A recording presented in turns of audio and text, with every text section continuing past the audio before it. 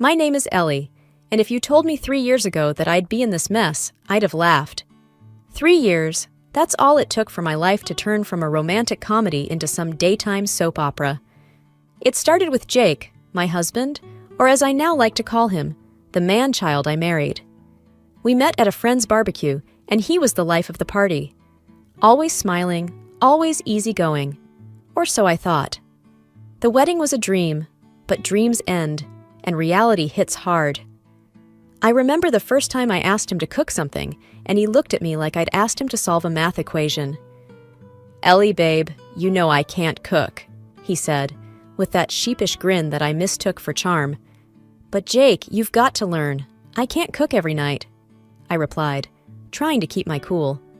"I can barely make toast, Ellie. Why change now?" He shrugged, and that was that. And so it went. I'd come home from work, tired from the day, hoping for a moment to relax.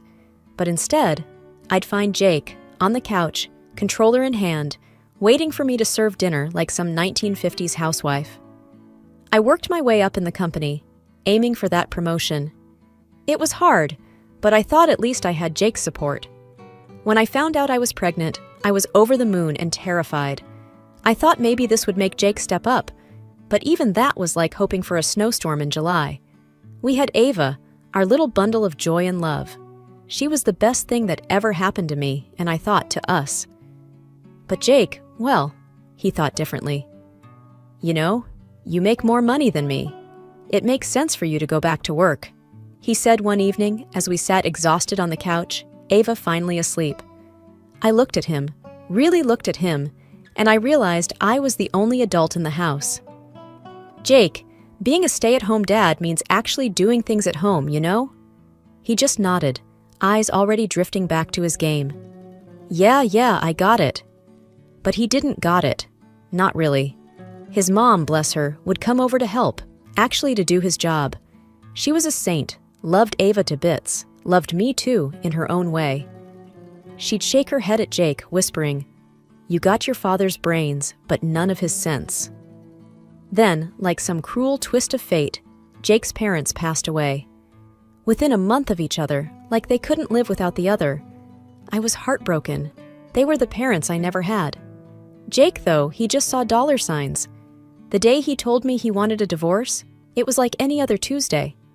I was chopping vegetables for dinner, Ava was drawing at the kitchen table, and Jake strolled in like he owned the place. "I want a divorce, Ellie," he said, not a hint of emotion in his voice. I stopped chopping. "What?" "I'm getting the inheritance, the house. I don't need this. Any of this." He gestured around, at the home we built, at our life. "You mean you don't need us?" I said, my voice low, trying to keep it together for Ava's sake. "Yeah, something like that," he shrugged. And just like that, the illusion shattered. There was no happily ever after waiting for me. Just a grown man walking out the door, leaving his wife and daughter behind, chasing after the ghost of money yet touched. That was the beginning of the end. Or maybe it was a new beginning. Just not the one I expected. The night Jake left, I sat on the edge of Ava's bed, watching her sleep. My mind raced with what I needed to do next. The thought of divorce had danced around my head before, but now it was a music blaring full volume. I had wanted to do it, to break free from the man who couldn't even fry an egg, but then Ava came along, and she changed everything. I remember the morning after he left. I was sipping my coffee, the silence of the apartment pressing down on me.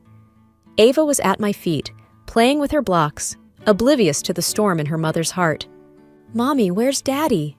she asked, looking up at me with those big, curious eyes. "He's gone to stay somewhere else for a while," I said, keeping my voice steady. "Why?" she pressed, in that innocent way kids do when they sense a deeper story. "Sometimes people need a little time apart," I said, hoping she'd let it go. "Will he come back?" Her voice was small, worried. I sighed. "I don't know, sweetheart, I don't know." That day at work was a blur. I was there physically, but my mind was a million miles away. When I finally got home, the loneliness of the empty apartment was a slap in the face. I had to do something, anything. I called my sister Laura, the one who always seemed to have her life together. "Laura, it's Ellie. Jake left," I blurted out as soon as she picked up. "Ellie, what happened?" Laura's voice was a mix of concern and, "I told you so." "He wants a divorce," I said, the words tasting like ash in my mouth. There was a pause and then, "Are you okay?" "No, not really, but I will be. I have to be for Ava," I replied, finding a strength I didn't know I had. "You're better off without him, Ellie. You know that, right?" Laura's voice was firm now, the big sister coming through. "Yeah, I guess I do." "Good. Now let's talk about what you're going to do next." And we did. We talked about lawyers, about finances, about how I was going to navigate being a single mom. Laura was a rock, and I clung to her advice like a lifeline. The next few weeks were a whirlwind of meetings and paperwork. Divorce is like that. A lot of hurry up and wait, mixed with moments of heartache. I was angry, more than I thought possible, but underneath that anger was a resolve forming. I was going to get through this, not just for me, but for Ava. She deserved a life free from the chaos her father brought. Ava, she was my light in the darkness.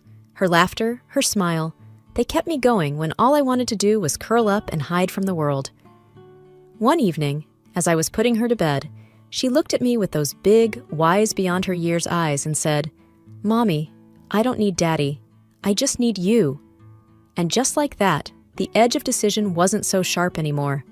I knew what I had to do. I was going to fight for a better life, for both of us. It was time to let go of the life I thought I wanted, and embrace the one waiting for us. Just me and Ava, against the world. The divorce papers sat heavy on the kitchen table, like unwanted guests that wouldn't leave. It's funny how a few sheets of paper can turn your world upside down. Ava was at daycare, giving me a few hours of silence to think, or maybe to avoid thinking. The apartment felt empty, echoes of the life we used to have bouncing off the walls. I tried to keep things normal for Ava's sake. But every night, when I'd put her to bed and sit down to face the evening alone, the silence screamed at me. I had to do something with my hands, keep busy, so I started fixing things around the house, stuff that Jake never got around to doing. One Saturday, the sink decided to start leaking, a steady drip-drip that drilled into my brain. I had half a mind to call Jake and demand he come fix it, just out of spite. But I didn't. Instead, I found myself in the hardware store, standing in an aisle of pipes and wrenches, feeling out of my depth. "Need some help?" A voice broke through my confusion. I looked up to see a woman, about my age, hair pulled back in a no-nonsense ponytail, a name tag that read Maggie. "Yeah, my sink's leaking, and I don't even know where to start," I admitted. Maggie smiled. "Let's start with the basics then. You got a wrench?" Back home, armed with my new tools and a hastily scribbled set of instructions, I tackled the sink. It took me 3 tries and a lot of muttered curses, but I fixed it. I fixed it. There was a small sense of victory, standing there, watching the water run smoothly without a single drop escaping. My phone rang, shattering the moment. It was Jake's aunt, Linda. I hesitated before answering. She'd been caught in the middle of all this, wanting to support her nephew, but knowing he was in the wrong. "Ellie, it's Linda. I was just wondering how you and Ava are doing." Her voice was tentative, like she was walking on a tightrope. "We're managing, Linda. How are you holding up?" It's been hard. I miss seeing Ava." The guilt hit me then. Despite everything, Linda loved Ava, and Ava loved her. "Why don't you come over for tea tomorrow? Ava would love to see you." "Really? I'd like that, Ellie. Thank you." It wasn't just the broken sink that got fixed that day. Linda came over the next afternoon, and for a couple of hours, our little apartment felt like a home again. Ava giggled as Linda chased her around, and I realized how much I'd missed the sound of someone else's laughter in our home. Linda and I sat on the couch, watching Ava play, an unspoken truce hanging between us. "You're doing a good job, Ellie," Linda said, breaking the silence. I shrugged. "I'm trying." "No, really. Jake, he's my nephew, but he's not doing right by you or Ava." I looked at her, really looked at her, and saw the pain in her eyes. She was an aunt, torn between her nephew and her grandchild, And despite everything, she was here, choosing us. Life after Linda's visit settled into a new kind of rhythm. Ava's laughter filled the gaps in our little home, and my days blurred with work and motherhood. I almost forgot about Jake, almost. Then came the call that pulled him back into our lives like a bad rerun of a show you never liked. "Miss Ellie, this is Harold Greer. I'm the executor of your late father-in-law's estate. I'd like to schedule a time for you to come in and discuss the will." The voice on the other end of the phone was formal, detached. A cold knot formed in my stomach. "Of course, Mr. Greer. When do you need me?" "We've scheduled the reading this Thursday at 3 p.m. Will that work for you?" I agreed, though my mind was racing. What could possibly be in that will for me? Jake was the son. Surely he'd be the one to inherit. I shook the thoughts away and focused on getting through the week. Thursday came too fast. I sat in a stiff chair in a lawyer's office that smelled of leather and old books. The room was quiet, too quiet. Jake sat across from me, a smug look on his face. He hadn't even said hello. Mr. Greer cleared his throat. "Thank you for coming. I'll get straight to the point." He read through the legal jargon, and with each word, Jake's smile grew wider. But then, Mr. Greer said something that wiped the grin right off Jake's face. "And to my granddaughter, Ava, I bequeath the majority of my estate, including the family home and associated assets. To my son, Jake, I bequeath the ownership of my apartment on 5th Street, under the condition he maintains employment for a period of no less than 6 months." Jake's mouth dropped open. "What? That's it? The apartment? There's got to be some mistake." "No mistake, Mr. Jake. Your parents were very clear." Mr. Greer's voice was steady, unyielding. "But I'm his son. I'm supposed to get everything." Jake's voice was rising, a temper tantrum brewing. "Your father believed in hard work, Jake. He wanted to encourage you to stand on your own," I found myself saying, surprised at my own calmness. Jake turned on me. "This is your fault, Ellie. You turned them against me." Mr. Greer interjected. "Your parents made these decisions long before your separation, Jake." The room spun with the weight of the revelation. I was to manage a fortune for Ava, a future I could secure for her.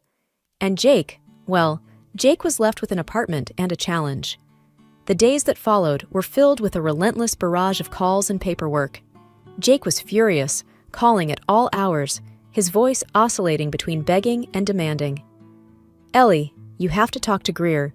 You have to get him to change this. It's not fair."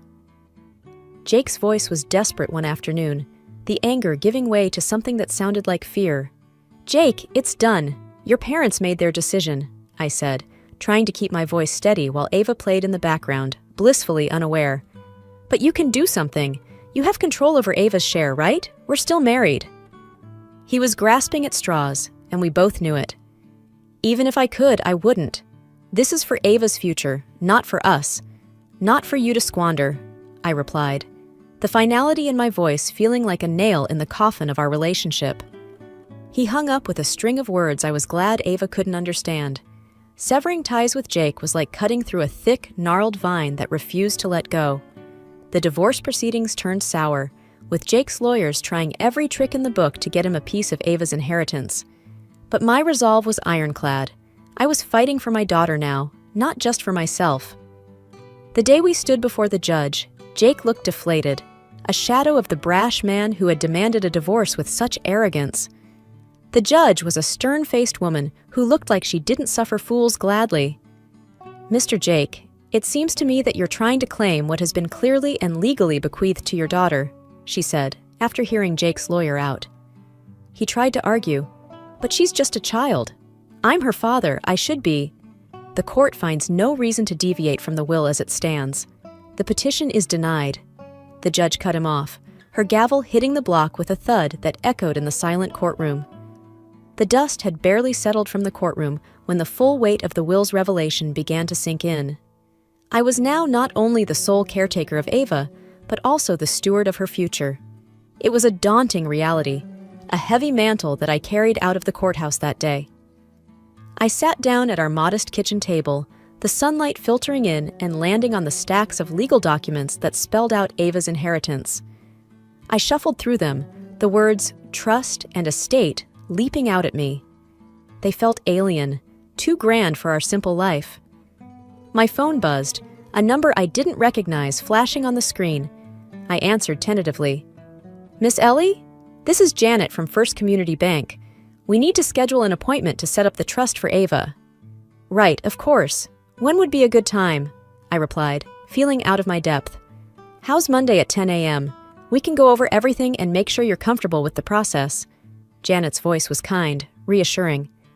"Monday at 10 it is," I confirmed, a small part of me still in disbelief. Monday's meeting was a marathon of signatures and notaries, of terms like fiduciary and beneficiary. Janet was patient, walking me through each step. "You're doing a great thing for your daughter, Miss Ellie.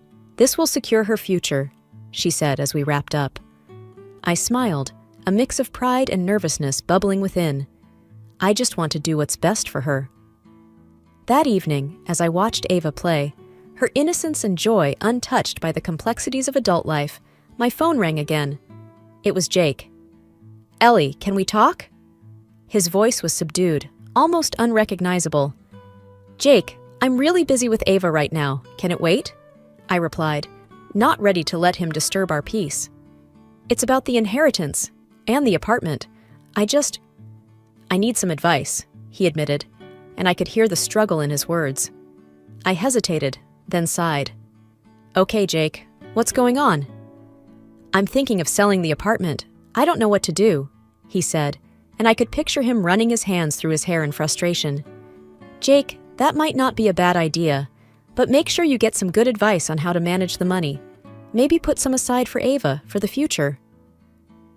There was silence on the line for a moment. I hadn't thought of that. Thanks, Ellie. The calm before the storm. That's what life felt like in the weeks following the establishment of Ava's trust.